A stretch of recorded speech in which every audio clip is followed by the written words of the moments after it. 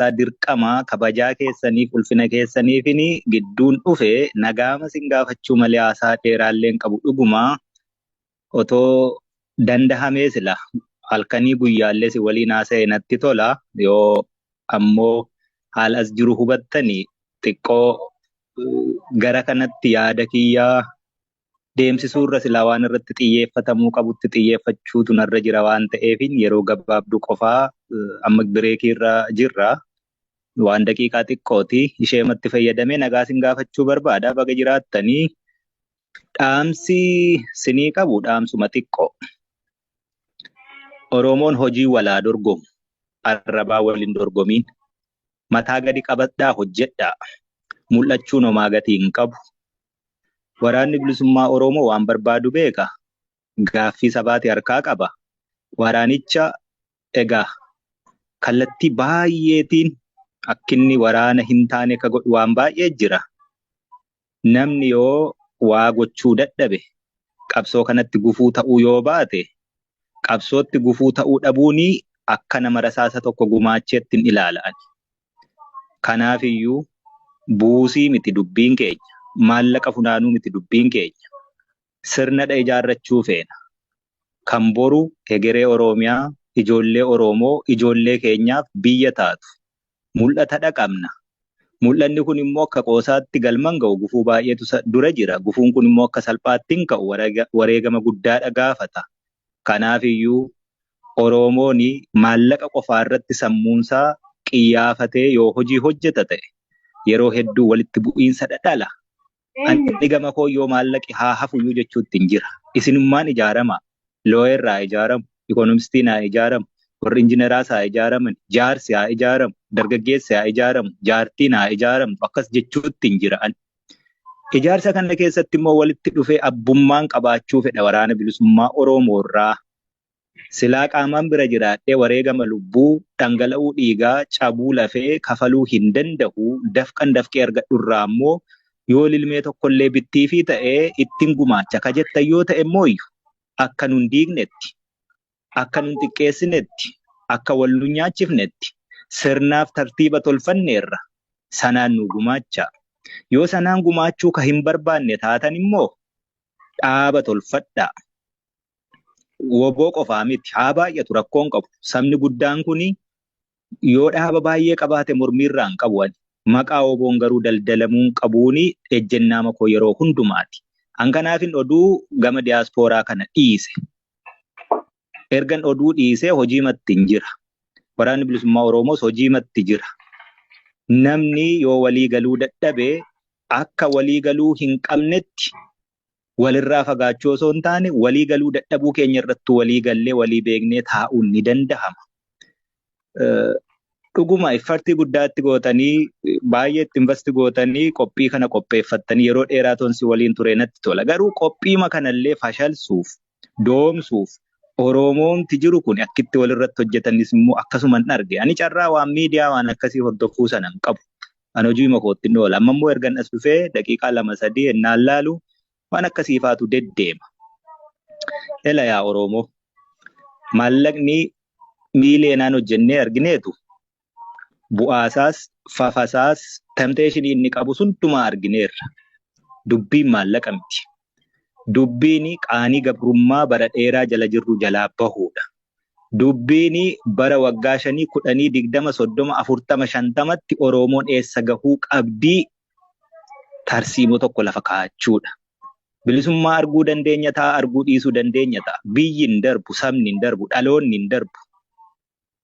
Dhaloonni hin darbu ennaan jedhutti fufiinsa qaba walitti ejjaadha. Nuti immoo yeroo tokko ni dabarra. Leegaasii akkamii keenyeetu dabarra. Seenaa keessatti galmeen seenaa maqaa keenyaa akkam jedheetu qoraa. Isa kana haa ilaallu. Dhimma maallaqaan laaliina. Buusiin maallaqaa lilmee nuubitti yoo ta'e bu'aa qabdi. Achi keessatti isinis abbummaadha qabaattu. Kan kanarraa hafee waraanni bilisummaa Oromoo har'a 200 miti, 300 miti, 2,000, 3,000 miti. Kuni buusii isin buustan qofaan socho'uu akka hin dandeenye beektu. Buusiin isin buuftan suni abbummaa akka qabaattaniif qofa. Waraanni bilisummaa Oromoo bajanni isaa guyyaatti miiliyoonaanidha socho'a. beektu lakkoofsa isaa. Kun hundi rasaasadha dhukaasa. Hin nyaata, hin uffata, hin hidhata. Kanaaf iyyuu dubbiin maallaqa silaa otoo taate, maallaquma walitti qabachuu osoo taate, kara deemaa hundumaayyuu gabbaruun hin danda'a. Dubbiin maallaqa walitti qabachuu miti. Kanaaf tokkitti daandii kaayyanneerra. Daandii sanarra deemaa, wal tokkoomsa. Daandii sana dura immoo dhaabbachuu barbaaddu yoo ta'e, diinnuun dura jira rakkoon qabu. Wal hubannee ijaaramee waan biraa karaa kanarra Oromoon gaaffiin ishee galma ga'uu danda'a jettan itti amantan hojjedha. Waan baay'ee argeera. Dhaqaarraa hirmaadhaa jedhamee kan achii booddee garuu buusii immoo karaa keenya fidaa. Waraanni bilisummaa Oromoo karaa isa baasuu danda'u tolchate karaan biraa hannisummaaf barbaachise. Hanna sana nurraa dhiisa of danda'a. Yoo ka maraate jiraate wal ta'a maraatuu keessan hidhadhaa Oromoo. Yoo rakkate jiraate wal ta'a buusaa gonofaa qaba aadaa qaba Oromoon. Oromoon beela'ee naman kadhatu wal gargaara. Hankanaachi gaachana sabaa ka ta'e kana silaa namni yoo maqaa isaa dhaga'u akka barbaadetti waan barbaade huccuu ofiiyyuu ofirraa baasee kenna waan ta'eef ishee sana jala dahattanii waa gochuun gaarii miti. Namni mana kana keessa jiru hedduun isaa nin beeka. Committed. Warra of kennee olola hedduu dandahee wal harcaasuu mannaa walitti dhufnee waliin taanee tokko taanee waliin dhaabbannee qaanii gabrummaa addunyaa kanarratti hiriyyaan qabne sabni guddaan kun warri na gabroomsee lakkoofsaan nun caalu, dinagdeen nun caalu, baay'ina uummataan nun caalu, baay'ina daangaa bal'ina lafaan nun caalu, wiizdamiitiin nun caalu. Waan fedhe ta'eyyuu carraa barnootaa yoo dhabe Oromoon naachuraal wiizdamii qabaa jechuudha. Kana hunda keessa dabartaniitu olola meeqa keessa dabartaniitu asitti walitti qabamtanii jaarmiyaa ABO utubuutti jirtan. Namni hedduun ABO hin beeknu jedha. ABO'nis WBO'nis numaa jechuutti jirra malee maqaa haaraa miti kun. ABO'n jaarmiyaa siyaasaati. Jaarmiyaa siyaasaa hawaasummaa, dinagdee, dippiloomaasii, waraanaan galma ga'uuf hojjetu. Sana keessaa sheerii guddaa ka qabu lafeetti cabee dhiigatti dhangala'ee lubbuutti dhabee ka sheerii guddaa taphatee galmaan ga'uuf hojjetu WBO. Kanaaf iyyuu WBO'n kontroolii ABO irratti qabaatee ABO WBO ta'e malee wanti jijjiirame tokko iyyuu hin jiru. ABO WBO'n beeku ennaa jettu WBO'n beekuu jechuudha. Waan biraa tokko iyyuu hin qabu. WBO'n beektan yoo ta'e immoo akka inni ta'uu danda'utu naan galuu jechuudha. Politiko militarii komaandii iddoo tokkotti dacha'ee karoora baafatee har'a eessa oola boruu eessatti socho'a waggaa 5, 6, 10, 20, 30tti immoo Oromoo garamitti geessaa jedhee dhaaba hojjetaa jirudha. Mul'ata dhaqabna.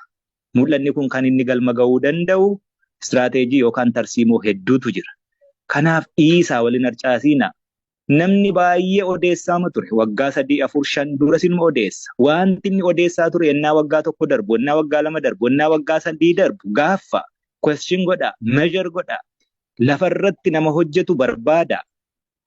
Oromoo rakkoo Oromoo teessee Oromootti himaa yoo oolte homaa gatii hin qabu. Balbala namaa rurrukuti. Deemi waa barbaadi. Gara deemetti miilli taa'u silaaftuu homaa gatii hin qabu. Miilli deemu garuu waa dhala wayitti bahaa jechuudha. Balbala namaa rurrukuta. Profeesar Mahammad dhiyooma kan inni hawaasa'u dhagaye.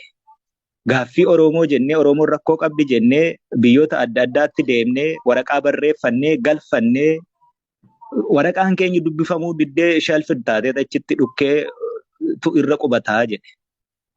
Dhugaa namni nun dubbisu ture. Akka Oromoo akka WBO'tti dhiisiitii akka Oromoottuu sabni guddaanii lakkoofsi isaa hammana ga'uuf lafa dachee hammana bal'attuu qabdu suni akka sabaattuu hin beekamtu. Har'a wanti tikseelooniiti homaatti hin baatu ijoolleedha waliin galtu waliin hin deemtu waliin hin dhaabbattu siyaasa iyyuu hin beektu fuuldureen ishee maal akka ta'e hin beektu ka jedhametu addunyaa kana dubbachiisuu jira jechuudha. Kanaaf lafarratti waan hojjetamu raashinaali. Logically and reasonably measure godhaati judge nu godha. Ankanaachi ebeluun akkas godhe, ebeluun akkas ta'e, akkasitti akkas nu godhe, akkasitti akkas nu godhe sanaa miti. Kanaafuu yeroo fixadheen jira dhiifa manaa godhaa tonguddoo isinitti haasa'e natti tolaa deebi'uuf hin jira waan ta'eef waan birriitiin osoo hin taane waan tarsiimootii yaada. Wanti amma deemaa jiru kanaa sanaa siniin jechuun barbaadu itiksiisaas miti waan ta'eef. Garuu chaalenjiin guddoon fuuldura keenya jira quba qabaadha. Kanaaf waan tarsiimoo irratti Oromoon maalitti bahuuf deemti? Akkam ta'uu qabna? Wallaalaa keenyas beekaa keenyas akkamittiin qabannee fuulduratti socho'uu dandeenya? Baabura tokkotti akkamitti deebinee wal qabannee isteeshinii isa xumuraa irratti haga buunutti wal dandeenyee deemnaatti deema jechuudha. Abaaboo boon beekuu hoogganni isaa abaluu miti. Akkas miti dubbichi. Yookaan 2000 akkasii 2000 akkasii korri sabaa akkas godhee miti. We are an independent organization amma. Kana fudhachuu danda'utu sinitti jira. Dhaabni nu hoogganu kan biraa, namni nu hoogganu kan biraa jiru. Dirreerraati hooggan. Dirreerraa hoogganuu mun barbaannu. Hooggansa nu barsiistanii, qabsoo nu barsiistanii jedhus jira. Waggaa 50 darbe dhiiroo. Waraana 50 garuu qabaachuu hin dandeenye Oromoo. Kanas ilaala yoo sammuu qabdu ta'e. Waggaa 50 darbe kana hundumaa keessatti waraana bilisummaa Oromoo Oromiyaa guutuu keessatti diina waliin kiiloomeetira 1-2 irratti taa'ee leenjisee hidhachiisee lolchiisee mandara keessa taa'ee lole in history of this world ripheen lolaa akkasiitu jiraatee hin beeku. Takkaamayyuu hin jiraanne jechuudha. Kanaan dura immoo gammoojjii fagoo lafa waraabessii fi allaattiin foon keenya sooratti Oromoonuu jiraachuu keenya quban qabne keessatti wareegama kaffalleerra. Waraana xiqqoo taane waraana 500 horachuu hin dandeenya baa'oon barasaa guutuu keessatti. Kuni har'a yeroo ta'u it's not a miracle. Hojjetameetu jijjiirame. Hojii sanatti waa gumaacha dhagaatti hin darbatiina. Yoommoo waa gumaachuu hin dandeessan ta'e callisaa dhiisaa sunuu gumaacha. Fayyaanaa ta'aa dhiifamaa teenshinii hedduu jira. Hojii hedduu jira. Ni hubattu jedhee yaadaa. Egaa milkaaha injifannoo.